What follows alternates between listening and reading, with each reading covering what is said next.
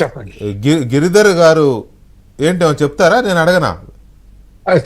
చెప్పండి మీరు. యా, ఇప్పుడు ఇందాక గిరిధర్ గారు చెప్పినట్టుగా 4 థ్రెషోల్డ్స్ ఇచ్చారు. ఒకటి సింధ్ వాటర్స్ కానీ, లేకపోతే కరాచీ పోర్టుని దాన్ని దిగ్బంధించడం కానీ, తర్వాత దౌత్యపరమైన ఇవి కానీ, ట్రేడ్ వార్ కానీ, ఇటువంటివన్నీ చెప్పారు వారు. ది అదర్ డే నాకు బాగా గుర్తుంది, మీరు ఈ కరాచీ పోర్టుని గనక మనం దిగ్బంధించగలిగితే వాళ్ళు సగం చచ్చిపోయినట్టే, ఆ దేశంకి ఏమి చేయలేదు అనే ఒక మాట మీరే అన్నారు, నాకు బాగా గుర్తుంది. సో ఆ దిశగా ఎంతవరకు మన దేశం స్టెప్స్ పడ్డాయనుకోవచ్చు? ఫస్ట్ది గిరిధర్ గారు అన్నట్టుగా మనం ఎలాగా చేసాము, సింధు వాటర్ జలాలని కంట్రోల్లో తీసుకున్నాం. ఇవాళ ఏంటంటే ఇదేంటిది, దాన్ని తగ్గించడం, పెంచడం, ఆ రెండు వాళ్ళకి డెమాన్స్ట్రేట్ చేసి చూపించాం ఇండియన్ కేపబిలిటీస్. సెకండ్ థ్రెషోల్డ్ ఏంటంటే ఈ కరాచీ ద్వారా వచ్చే ట్రేడ్.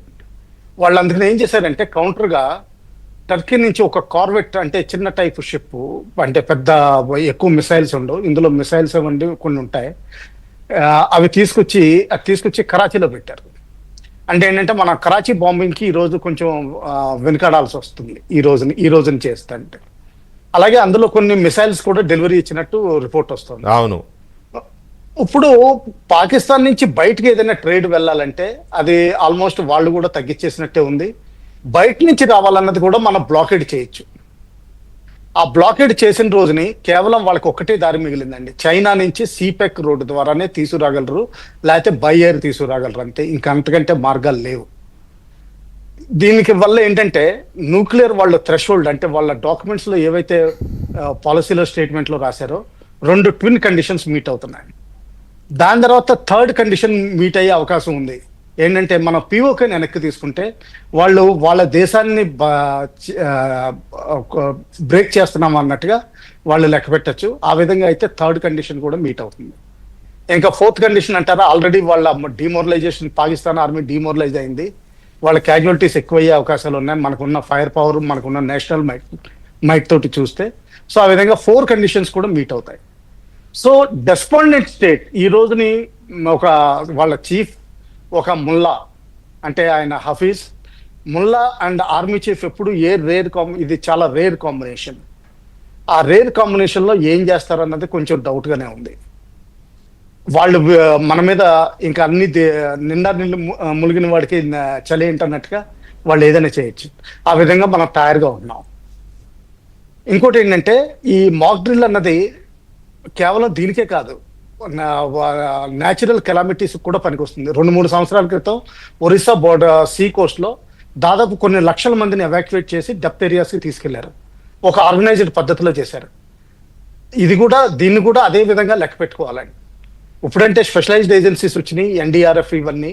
అంతకుముందు 1971 వార్ వరకు ఇటువంటి ఏమి ఉండే కాదు. లాస్ట్ మనం ప్రాక్టీస్ చేసింది 1971 వార్.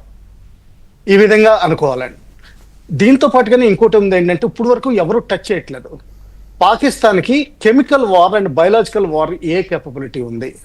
ఇందులో ఎస్పెషల్లీ కెమికల్ వార్ కొన్ని బోర్డర్ లైన్ కెమికల్స్ ఉన్నాయండి. అంటే వైట్ ఫాస్ఫరస్ ప్రయోగిస్తే ఏమవుతుందంటే పంట పొలాలు ఇవన్నీ మండిపోవడం మొదలు పెడతాయి. అలాగే ఫారెస్ట్స్ మండిపోతాయి. ఎవరికైనా సరే మనుషుల మీద అది పడితే బొబ్బలు వచ్చేసి పుళ్ళలాగా అయిపోయి వెంటనే దానికి కెమికల్స్ ట్రీట్మెంట్ ఇవ్వకపోతే మొత్తం స్కిన్ని పెనట్రేట్ చేసి మొత్తం బోన్ వరకు వెళ్ళిపోతుంది. ఇటువంటిది చేసే అవకాశాలు చాలా ఉన్నాయండి. నాపలం అంటారు, ఎస్పెషల్లీ నాపలం వాడిన కొన్ని దేశాలు ఉన్నాయి. ఆ నాపలం వాడే అవకాశం కూడా ఉంది. దీన్ని కూడా మనం దీనికి సివిల్ డిఫెన్స్ చాలా అవసరం అండి. ఈ మాక్ డ్రిల్స్ కూడా చాలా అవసరం. సివిలియన్స్ అన్న వాళ్ళు బోర్డర్ ఏరియాస్లో ఎస్పెషల్లీ బయట రాకుండా ఉండాలి.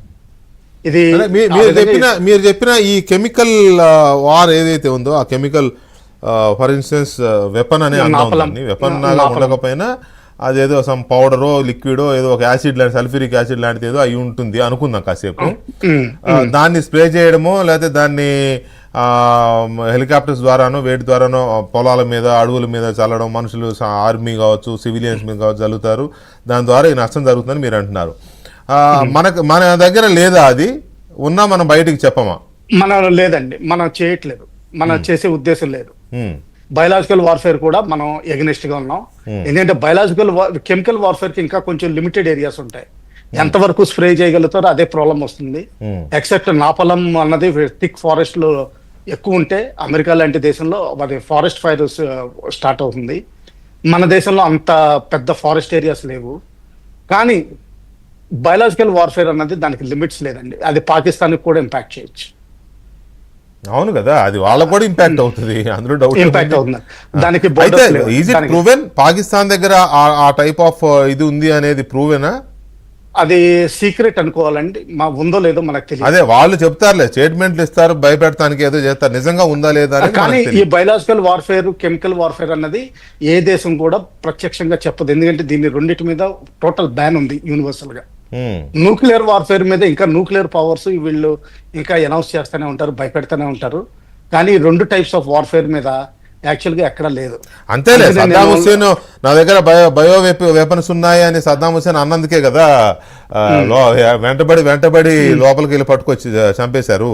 కాబట్టి అది ప్రపంచం దాన్ని యాక్సెప్ట్ చేయదులేండి. Right, anyway.